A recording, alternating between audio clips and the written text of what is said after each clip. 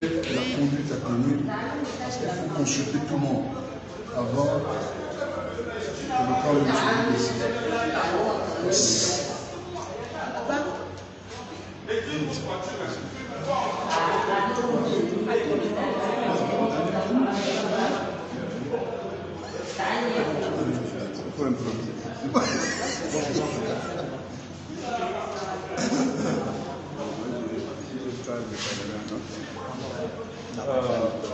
Camarades, bonjour.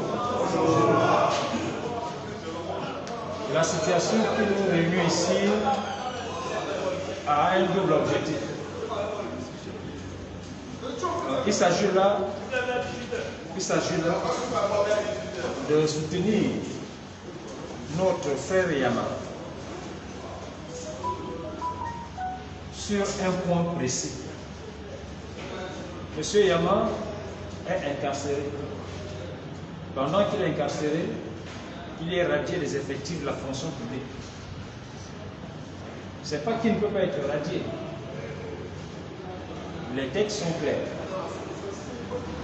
Mais nous sommes face à ce dilemme. Qu'est-ce que nous faisons pour le président Yama, qui se bat tant,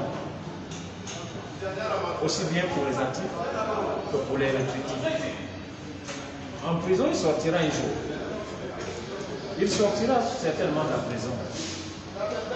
Mais imaginez un seul instant que cette situation arrive à Marcel Libano aujourd'hui, à Gislain Malanda, à Yambo Patrick, à M. Régis Malembe, à Mme Aminata, à Pierre Mita, à M. Nguema, à tous les autres syndicalistes que nous sommes. La radiation.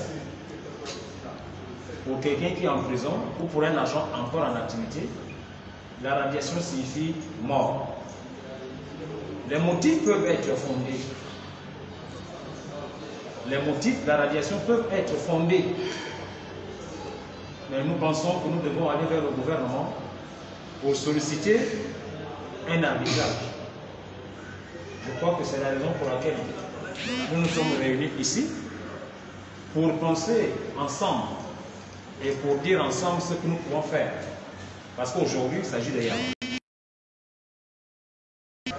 Ce sera le compte de qui?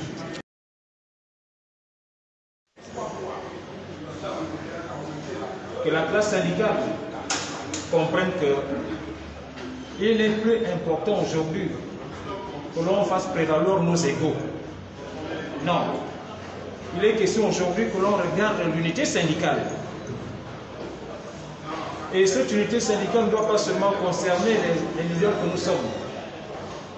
Tous les agents en activité, tous les agents publics en activité doivent se sentir concernés. Parce qu'il s'agit de la radiation. La radiation, c'est la mort. La radiation, c'est la mort. Nous ne sommes pas en train de dire que le gouvernement n'a pas ses arguments. Mais nous sommes en train de dire que le moment est mal choisi pour procéder à la radiation de M. Yama. Et ensemble, nous devons défendre cela. Nous devons aller vers le gouvernement pour avoir un arbitrage. Je crois que pour l'instant, c'est ce que je suis tenté de dire, et que par la suite, on regarde un peu ce que nous pouvons faire ensemble. Mais il est souhaitable que tous les leaders syndicaux s'imprègnent de la situation du camarade Yama sur la situation de radiation. Radiation, je crois que c'est le mot fédérateur, c'est le sujet fédérateur qui nous réunit tous ici. Voir comment nous pouvons faire ensemble. Merci.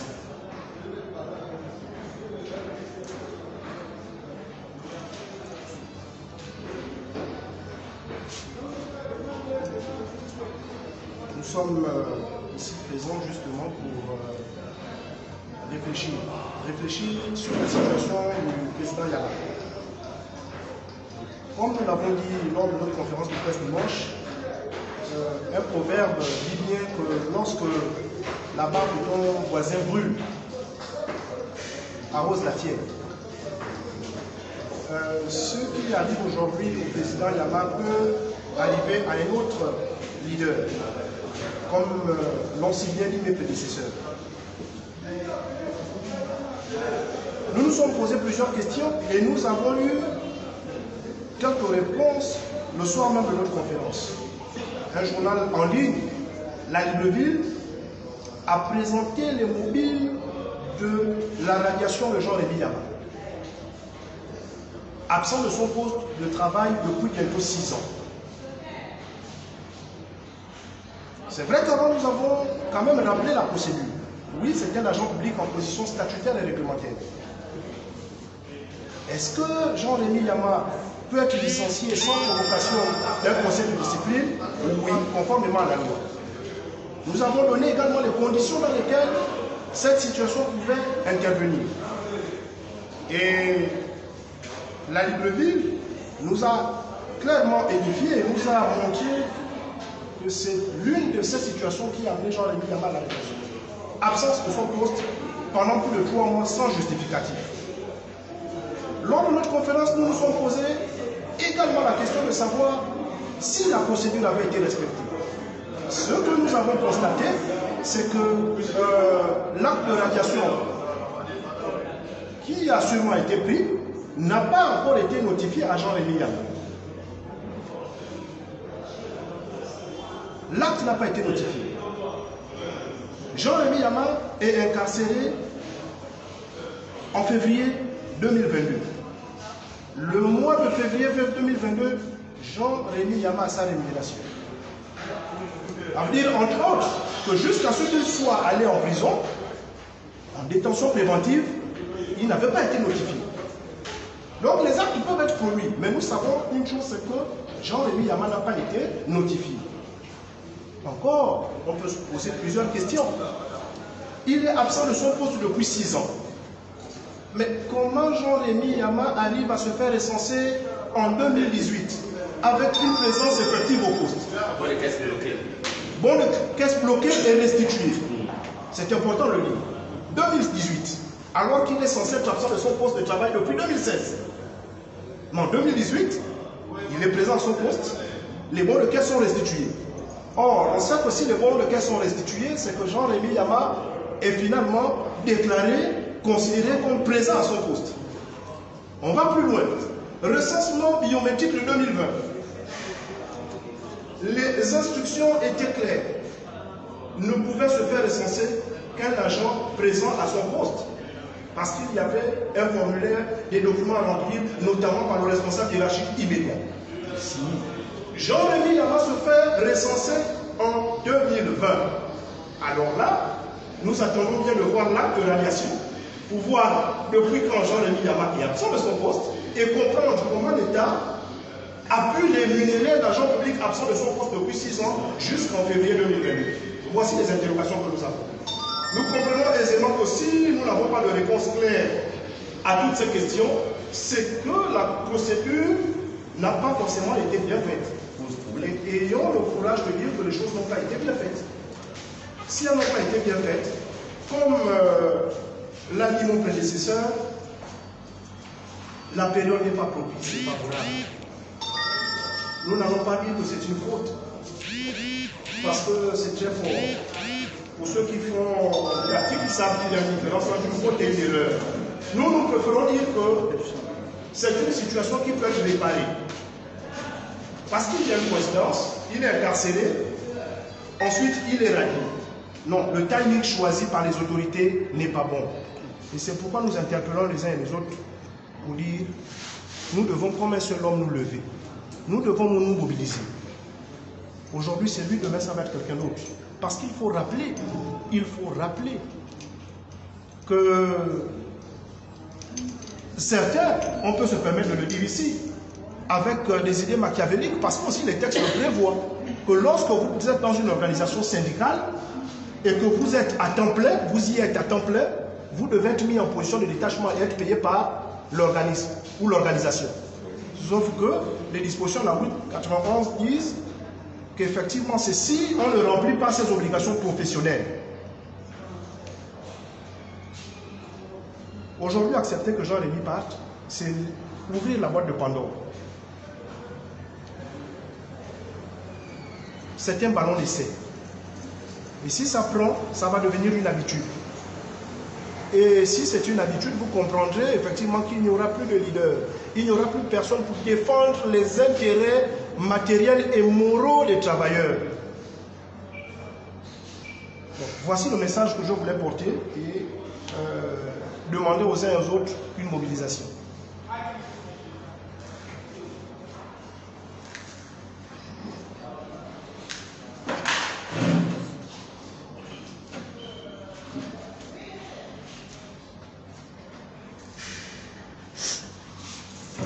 Bonjour tout le monde.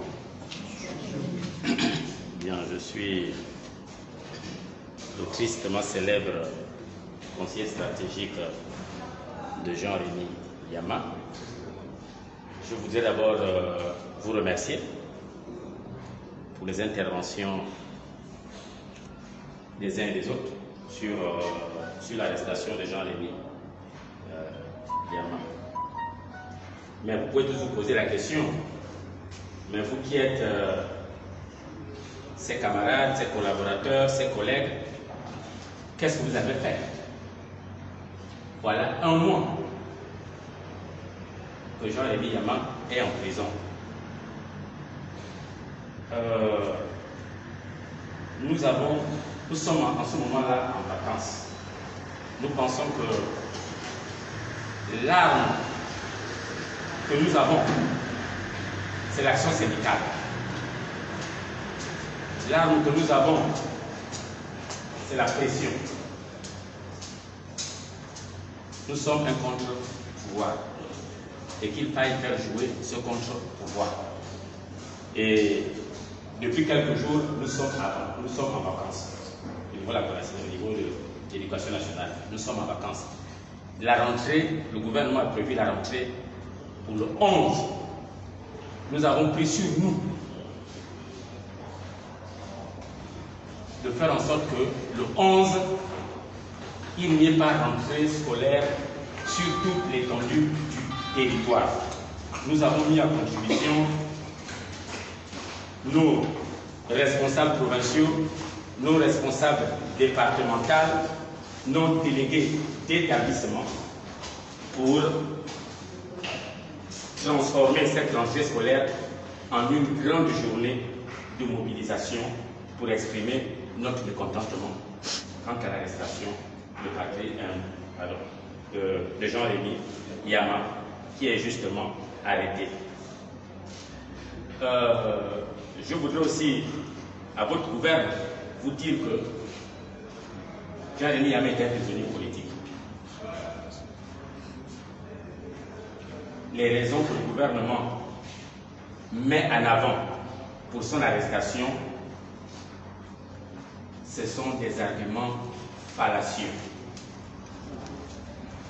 La réalité, c'est que Jean-Rémy Yama, il y a quelques années, on a arrêté sa secrétaire à l'Université des sciences techniques de Massoukou, parce qu'il fut le secrétaire général de l'Université des sciences et techniques de Massoukou, donc numéro 2 de l'université, pour avoir, soi-disant, fait des faux diplômes. On a envoyé sa secrétaire en prison, sauf lui. Il s'est avéré que c'est un faux problème. Vous vous souvenez aussi que Jean-Rémy Yama avait exprimé son intime conviction sur l'état réel du président de la République.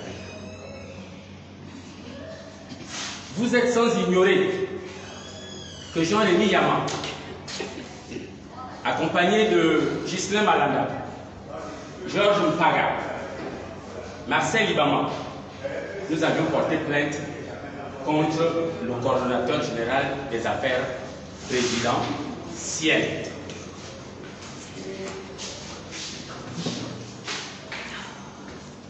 Pour tout ça, ce qui est plus récent, Jean-Rémy Yama a entrepris une tournée nationale comme jamais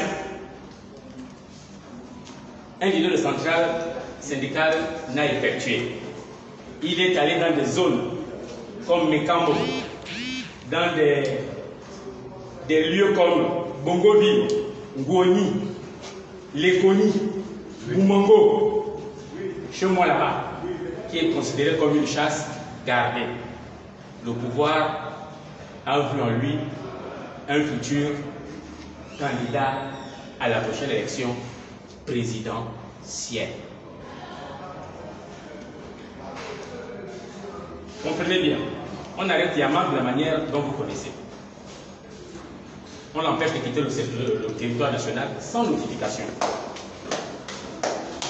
Alors que lorsque vous avez l'intention de quitter le territoire national, vous avez une notification. On vous retire même votre passeport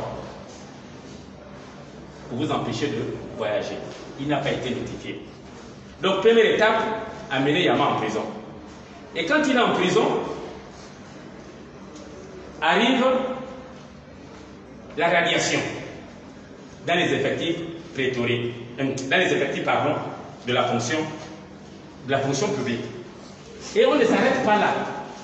Là, au moment où je vous parle, avec les démonstrations sur le plan scientifique, sur le plan administratif, nous sommes allés même sur le terrain avec des drones, avec des caméras pour voir réellement ce qui se passe sur le terrain. On a commencé par descendre le prétexte, le fallacieux prétexte qui amène Yama en prison. Maintenant, là, ils sont maintenant sur autre chose. Ils sont maintenant en train d'aller fouiller dans la SCI Serpentin. Vous savez que l'État avait donné, en aidant les enseignants, avait donné un peu d'argent aux enseignants pour faire un peu de l'assainissement dans leur terrain. Ils sont maintenant en train de regarder maintenant la gestion de cette SCI, de ces fonds-là. Hein, je vous assure que ça date de Marbongo. La dernière contribution a été faite par le Premier ministre Ndongsima. Donc, au moment où Jean-Rémy Yama, qui est en même temps membre fondateur du COPIL citoyen, et COPIL citoyen lui-même, qui vient de faire un audit citoyen de la gestion du COPIL.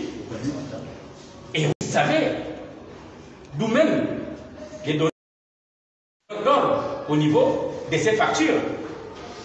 Donc, le COPIL citoyen met à nu cette gestion scabreuse, met à nu les donneurs de leçons. Donc, ils veulent créer un parallélisme, comme pour dire que bon, on est découvert, on ne va pas mourir seul, on va aller aussi chercher dans les poubelles.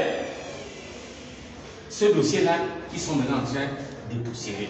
C'est sur lequel ils sont maintenant en train de travailler aujourd'hui. Et cette méthode, nous connaissons cette méthode. Celui qui vous parle est un ancien prisonnier du système. On vous amène en prison pour un motif. Quand vous êtes en prison, on vous ajoute un autre motif. Quand je pars en prison, c'était pour outrage à un magistrat. Et pendant que je suis en prison, il se rend compte que l'audio est diffusé et on ne trouve rien d'assez important là-dedans. Un autre magistrat de Mouila, selon ce que me dit le procureur de l'époque, il me dit, son chef hiérarchique a appelé, qui lui aussi en écoutant l'audio, il a relevé aussi une autre infraction, un audio d'une AG. Je vais exprimer au cours d'une AG, là où je fustigeais le comportement des petits Jésus et des demi-dieux de la province de la Nianda, dont il en faisait partie. Donc, on ajoute encore une nouvelle qualité, un nouveau motif, vous voyez, pour alourdir la peine. Et figurez-vous qu'on se retrouve encore à la cour d'appel de Mouila. Cette fois-ci, le procureur, parce qu'à Tchibanga, il était juge et parti, à la cour de l'appel, il était aussi à la barre avec moi pendant plus de 3 heures debout. Nous étions tous à la barre à répondre aux questions d'autres magistrats que lui. Et ils ont dû casser la première décision prise au niveau du tribunal de Tchibanga. Donc c'est pour dire que notre président Jean-Rémy Yama, je le dis clairement ici, est un prisonnier politique. On cherche à Jean-Rémy Yama des problèmes. Je voudrais aussi ajouter ceci, que le gouvernement, on parle toujours de Yama en tant que professeur, on parle toujours de Yama en tant que fonctionnaire. Mais on oublie que Yama est un élu des travailleurs, est un syndicaliste, donc un travailleur protégé. Je dis bien protégé.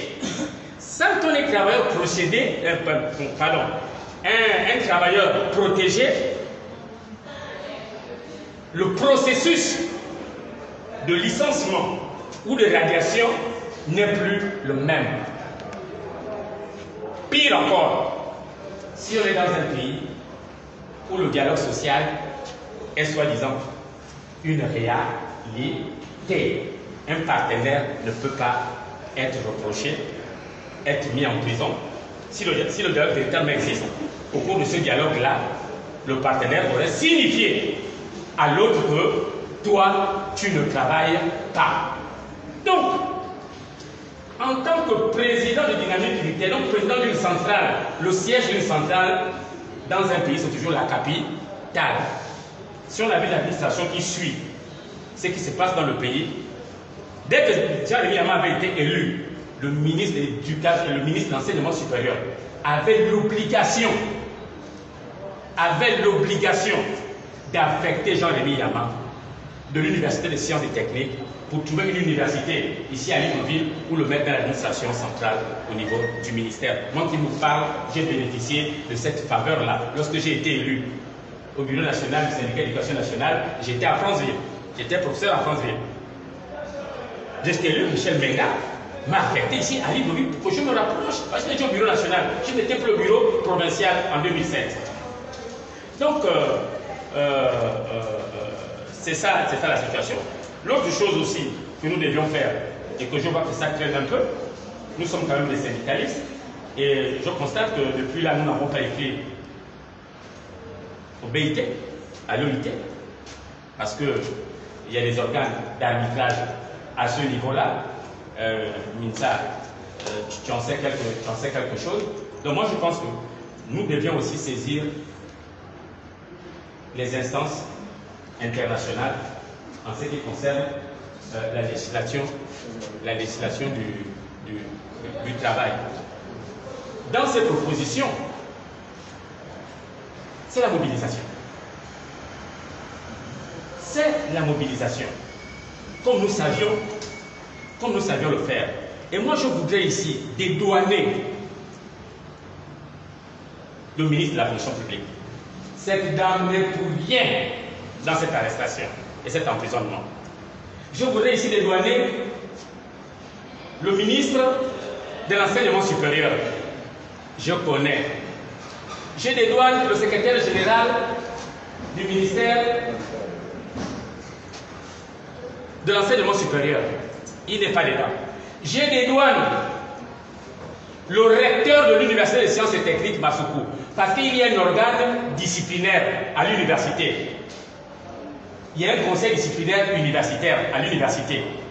Parce que vous savez que l'université a une certaine autonomie de gestion et autres, en ce qui concerne les recrutements et autres. Ça ne se passe pas au recrutement au conseil de l'université, comme on recrute un instituteur, comme on recrute un professeur de lycée et collèges. Il faudrait que les enseignants de ce département-là se réunissent et valident la candidature du collègue qui arrive. Donc, ces organes-là n'ont pas été. Une information aussi que nous avons reçue, qu'il aurait eu au niveau de l'USM les agents du B2 qui sont allés investiguer sur le cas de Jean-Rémy Yama. On aurait appris ça. Qu'ils sont partis là-bas. Donc, tout avait été fait pour mettre Yama en prison le temps que les élections puissent se passer. Ils l'ont déjà fait. C'est la deuxième fois qu'ils le font. Élection présidentielle de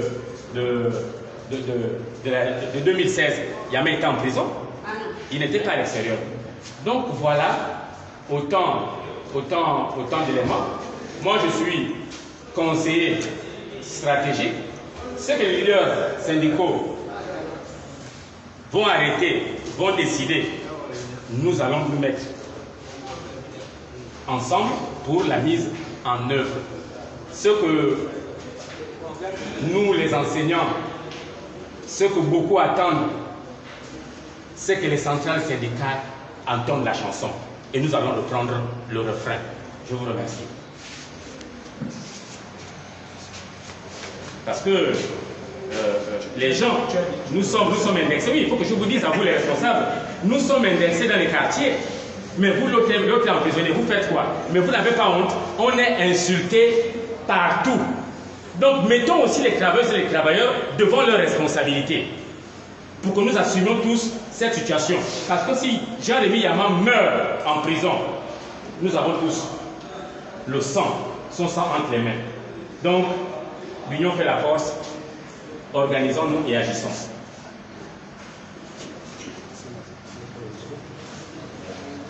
Je suis Madame Aminata Ondo, présidente du bloc syndical.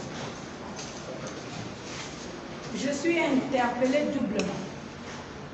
Doublement parce que je suis travailleur et je suis partenaire social, mais également membre de la famille de Jean-Rémy.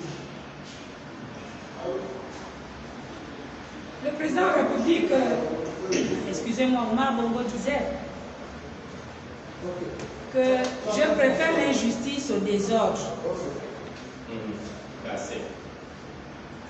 Oui, monsieur les membres du gouvernement, c'était une réflexion de sage. Même dans la Bible, il est dit que celui qui n'a jamais péché ramasse la pierre et lance sur la femme qui est incriminée. La femme adultère. La femme adultère. Tout ça, c'est des choses qui nous enseignent parce que la vie est une grande école. Ce n'est pas tout d'avoir des diplômes, mais l'école de la vie est plus grande que l'école du diplôme. Parce que là-bas, on va réinventer et écrire ce que les autres ont trouvé. Or, les expériences personnelles de la vie, c'est votre propre diplôme. Nous avons tous péché. Je ne viens pas tenir le même discours que les autres. Je viens dire que le moment est choisi parce que les Gabonais sont fatigués. Je ne viens pas dire ici que Yaman n'a jamais péché. Je dis non. Je ne viens pas dire que peut-être qu'il n'a pas fait. Je dis non. Je ne viens pas dire que la justice ne doit pas faire son travail. Je dis non. Je ne viens même pas dire qu'il n'est pas justifiable. Il l'est, comme tout le monde. Je le soutiens. Mais je dis simplement au gouvernement que le moment est mal choisi. Il y a trop de colère, trop de haine pour notre pays. Pourquoi? Nous avons le problème des retraités qui sont là. C'est des morts vivants. On n'a pas trouvé de solution. On a des problèmes des jeunes qui sont diplômés. Beaucoup n'ont pas eu cette chance d'entrer à la fonction publique. C'est des morts vivants. C'est une autre bombe. Nous avons des problèmes de ceux qui ont même détourné, parce que détourner le poste budgétaire de quelqu'un, c'est détourner la vie. Enlever la vie à quelqu'un. Tu es allé à l'école, tu as l'espoir, ton nom est là, mais après, on prend ton poste, on donne à quelqu'un d'autre. C'est tuer quelqu'un. On a l'hôpital qui est là, qui est malade. Aujourd'hui, argent par argent, quand tu pars à l'hôpital, tu en sors déçu complètement parce que tu ne seras pas pris en charge à l'hôpital. Pas que la faute n'est qu'au médecin, je ne dis pas ça, nous tous on a péché. Parce que le médecin te dira, je n'ai pas du matériel, je n'ai pas ceci, je n'ai pas cela. On prend les malades, même quand il y a le matériel, on détourne dans sa clinique. Ça c'est un problème. Le pays est malade. Et pour soigner le pays, il faut qu'ensemble, les enfants de ce pays, nous puissions le traiter. Traiter cette maladie qu'on appelle injustice. Traiter cette maladie qu'on appelle corruption, détournement, mensonge. Nous le sommes tous. Je viens simplement interpeller le gouvernement pour dire qu'il a été de suffisant déjà humilié. il est en prison. Mais n'ajoutez pas une autre peine. Maintenant que la radiation est là, nous le voulons vivant. Nous demandons au gouvernement de nous appeler, parce que nous sommes tous enfants de ce pays. Parce que le problème des retraités prend déjà d'autres proportions. On oublie que ce problème-là est là, que c'est une bombe qui va éclater. On oublie que les jeunes qui attendent des postes budgétaires, qui sont aujourd'hui des chômeurs éternels, c'est une bombe qui va éclater. On oublie que lorsque tu es malade, que tu ne peux pas aller, beaucoup meurent dans les maisons parce qu'ils savent qu'à l'hôpital, c'est l'ordonnance qu'on va attendre. Je n'ai pas d'argent, je vais faire comment? Les Gabonais deviennent des mendiants, ce que je n'ai jamais vu. Quelqu'un qui refuse d'aller à l'hôpital parce qu'il dit, je vais aller comment? Je vais payer les médicaments avec vous. Donc, je vous tends la main. Appelez-nous. Je ne veux pas dire que Yama n'a pas... qu'il est saint. Je ne dis pas ça. Mais je dis, nous tous, nous ne sommes pas des saints. Essayons d'arranger notre pays. Ça coûte quoi? Appelez-nous avant qu'il ne soit trop tard. Parce que ce que moi, en tant que mère, je vois, ce que j'entends, ce que je vis autour de moi, c'est mauvais. Demain, on dira, ah, mais cette dame l'avait dit, mais effectivement, c'est ce qui est arrivé. C'est mauvais, ce que nous voyons, ce que nous attendons. Appelez-nous, on va s'asseoir autour d'une table et on va régler le problème des gens réunis Yama. On va régler le problème des retraités. On va régler et on va repartir sur de bonnes bases. Je vous remercie.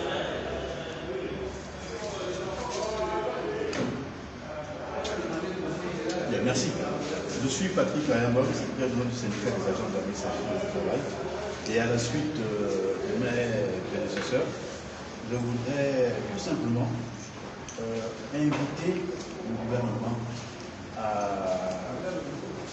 à surseoir, sinon à revenir sur la décision visant à radier le camarade Yama. Peu importe les raisons qui ont été données, vraies ou fausses, mais nous devons toujours cultiver le dialogue, tant présent au sein même du parti majoritaire, parce qu'on dit souvent autour de ce parti, il y a cette inscription, dialogue, tolérance, paix. Il faut pardonner, il faut s'ouvrir à la discussion. Ce pays n'appartient pas à un camp ou à un autre. Nous sommes tous fils de ce pays. Et tous ici, nous sommes non plus innocents. Quelqu'un peut se tromper. Est-ce qu'il faille en arriver à la sanction ultime, c'est-à-dire le licenciement? C'est un père de famille, c'est quelqu'un qui a quand même à un moment donné servi ce pays, continue à servir ce pays. Donc c'est un plaidoyer que je fais à votre gouvernement pour essayer un temps soit peu de revenir à des meilleurs sentiments, en fait que la paix règne dans ce pays. Le climat déjà le climat social est assez tendu. Il est important à un moment aussi de verser un peu de l'eau dans le volcan, car nous tous ensemble ici nous œuvrons pour la préservation de la paix. Je vous remercie.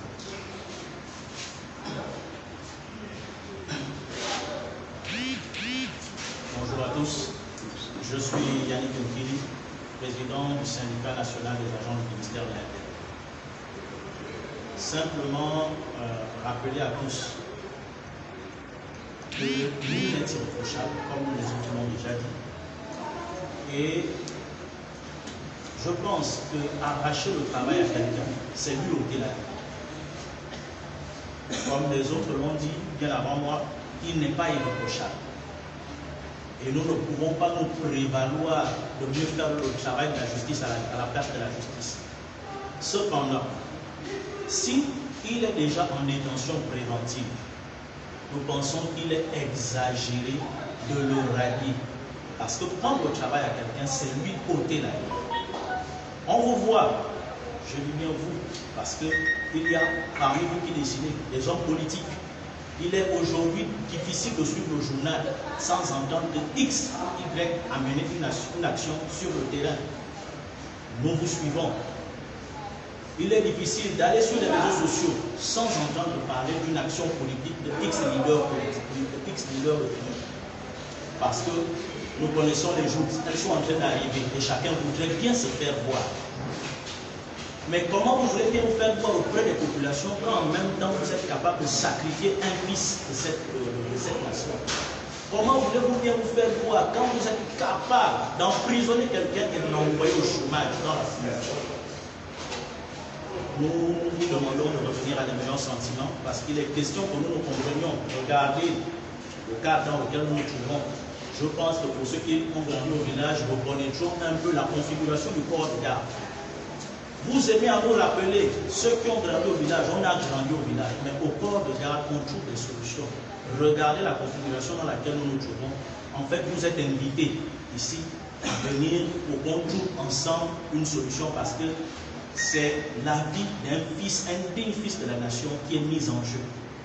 J'en ai fini, je vous remercie. Moi, je vais revenir Non, donc après, parce que si je coupe, je ne pourrai plus le voilà. Non, mais je vais intervenir parce qu'il faut que je parte. J'ai une situation. Si je coupe, je vais le marquer. Non, c'est un peu plus. Un peu plus. Oui, bon, non, oui, bon, allez-y. on va terminer avec. Voilà. Oui, nous sommes contents.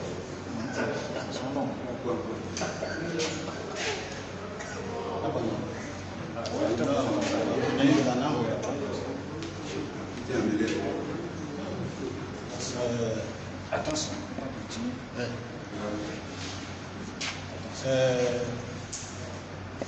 Je m'appelle Ngomissima.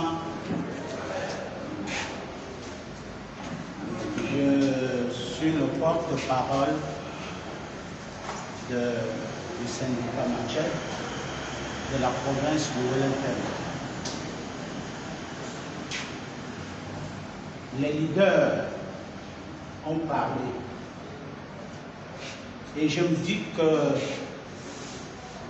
l'AG du 19 mars, je pense, 19 mars, nous avons donné quitus, n'est-ce pas, à nos leaders de parler et d'agir de manière scientifique et technique des problèmes qui regardent le syndicat. Et nous, les militants, nous allons être des militants, des militaires, des combattants. Et je me dis qu'aujourd'hui, les militants, les camarades que nous sommes, l'heure est arrivée. L'heure est arrivée parce que, effectivement, un des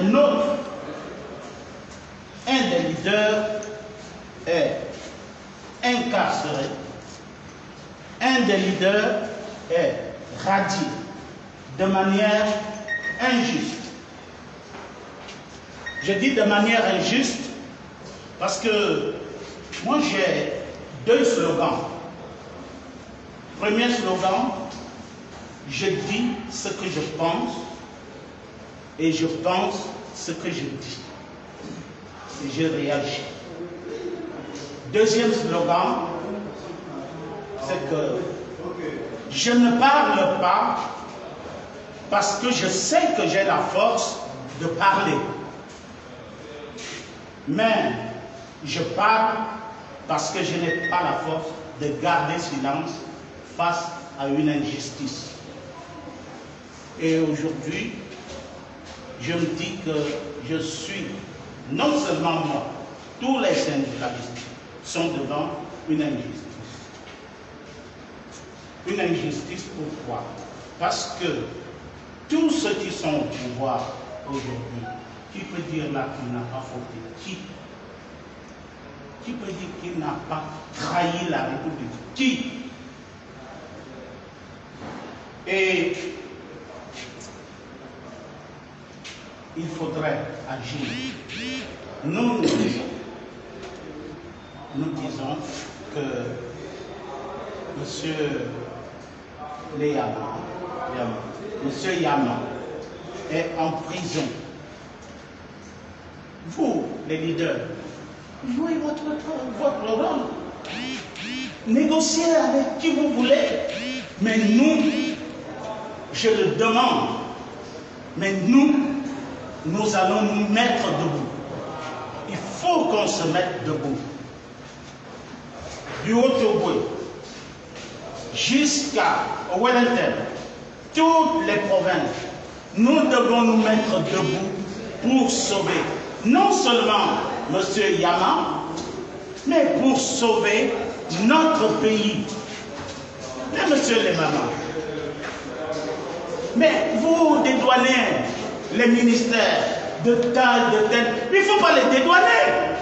Mais mon Dieu, c'est ça le gouvernement, ce sont eux qui prennent des décisions. Il ne faut pas les dédouaner. Nous, vous les leaders, si vous les dédouanez, d'accord, tant mieux, ça c'est vous. Mais nous, non, on les attend. Maintenant, nous vous proposons quelque chose.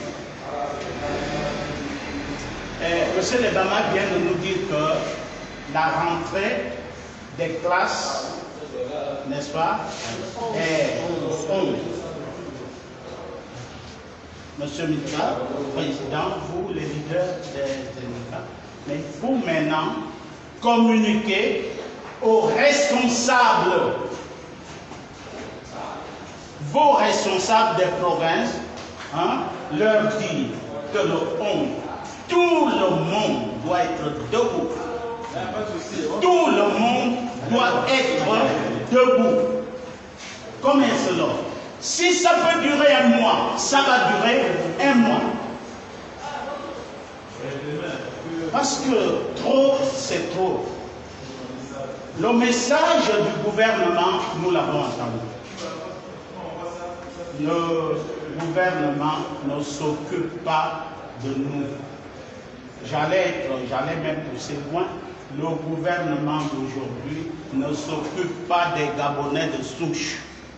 Il faut le dire clairement. Il ne s'occupe pas des Gabonais de souche. Parce qu'eux-mêmes ne sont pas des Gabonais. Parce qu'un Gabonais ne peut pas voir souffrir un autre. Ça, nous, Africains, dans nos coutumes, on ne connaît pas ça. On ne connaît pas ça. D'où, l'oncle Didi m'avait dit quelque chose dans ce court-métrage, que l'affaire de bandit se règle en bandit. Le gouvernement, on leur a tendu l'affaire, on leur a donné une semaine, non? Jusqu'aujourd'hui, ils ne se manifestent pas. Au contraire, ils nous renvoient un message en radiant notre leader, n'est-ce pas? Mais c'est un message fort. Pourquoi il faut dédouaner ces gens-là? C'est un message fort. Alors pour nous, nous disons au gouvernement, on a compris le message, on a compris, on verra ce qui va arriver. Merci.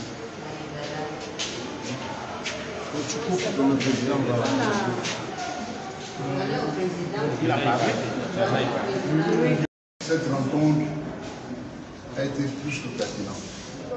Et le camarade vient vraiment de clouer le clou. Et je pense qu'il est plus qu'important. Et où est-ce qu'il est, le camarade qui est là? Il est tellement pertinent que nous avons donc une posture à adopter. Et cette posture, le mot-clé, c'est la solidarité autour de la personne de Yama. Là, on a même besoin du nombre, on a besoin de la qualité des leaders comme ceux qui sont avec nous aujourd'hui. Je tiens donc à remercier du fond du cœur tous les leaders, tous les frères. Je pense que la presse ici présente va immortaliser ce moment fort. Ce moment fort, grand, s'il te plaît, viens avec côté, parce que j'ai apprécié ton discours. Je pense que quand on a un discours fort comme le tien, je pense qu'on peut évoluer, comme disait tout à l'heure le camarade Jamy.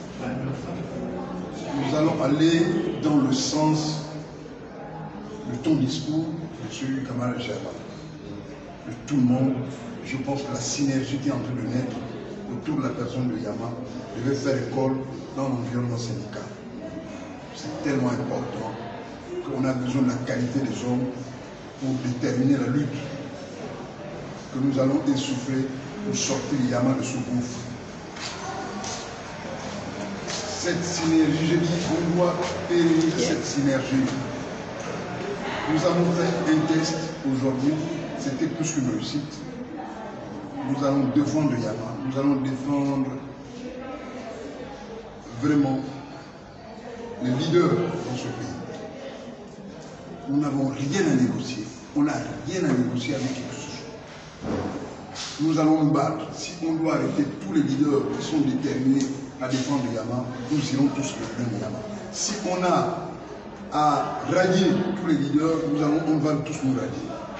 Et je pense qu'on a besoin. Le problème de Yama, comme je disais tantôt, c'est même plus un problème de la société civile, politique ou des syndicats, c'est un problème national. C'est un problème d'un compatriote qui est injustement rallié. Et je pense que c'était très important, ton discours, et aller droit dans le cœur de l'État. Je vous remercie. Et je dis même, il faut qu'on comprenne, que le Gabonais comprenne que ce n'est même pas M. Yama qu'on défend. Et ce que nous allons faire aujourd'hui, hein, vraiment, ça doit être un début, hein, de donner la liberté, n'est-ce pas, à ce pays-là. C'est vrai que le problème de notre camarade Yama est venu, elle a la goutte d'eau, hein, qui déborde, n'est-ce pas? Et ça, franchement, je demande à vous, nos leaders, je demande à vous, nos leaders, et aux combattants aussi que nous sommes, hein, de se mobiliser. Je ne comprends pas pourquoi cette peur. Je ne comprends pas. Ça, cette peur-là, madame, je ne comprends pas cette peur. Je ne comprends pas. Donc, c'est pour vous dire que nous sommes avec vous. Soyez aussi avec nous. Merci beaucoup. Merci. Donc, comment